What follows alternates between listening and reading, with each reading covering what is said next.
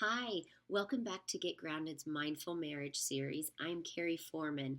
I touched on something Sunday that opened Pandora's box. I've received a ton of emails and interest about the subject that I talked about on Sunday. And I've had a lot of people questioning, am I supposed to just bury my emotions when it comes to something that my partner does that drives me insane? Am I supposed to not have feelings about it?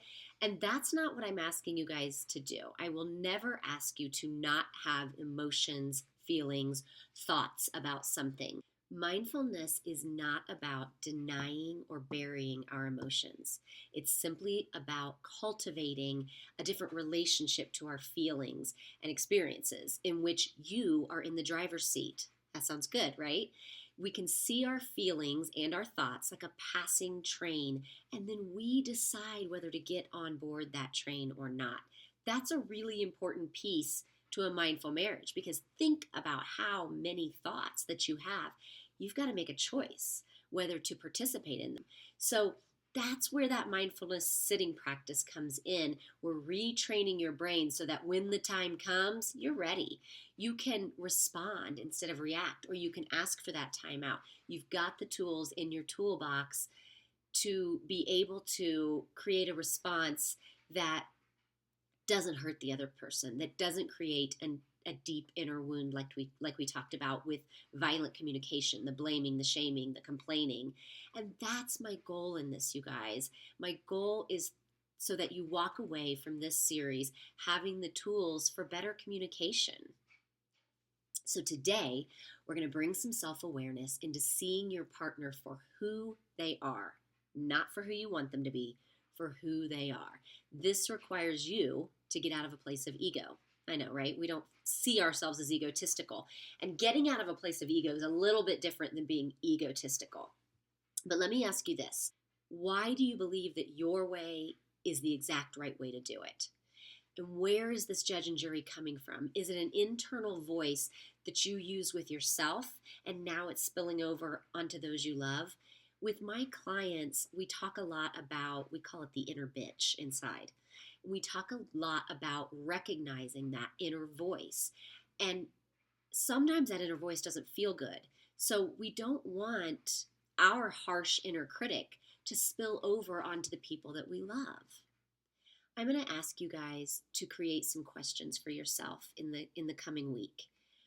Who was your partner when you met them? Why do you want them to change the particular thing that you want them to change? Is it affecting your family? Is it just affecting you? Is it a big deal, little deal? You got to categorize these things.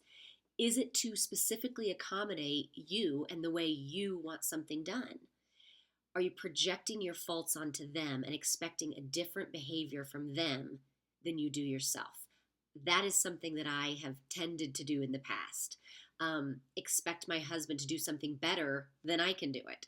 To expect him to do it right every time when I don't do it right every time. I'm going to ask you this week to develop some awareness around what areas do you expect more of your partner than you expect of yourself. What is your accountability in that specific area? What do you bring to the table? What don't you bring to the table? And then can you bring some empathy into it? Is it something that's really hard to change? A habit is hard to change, right?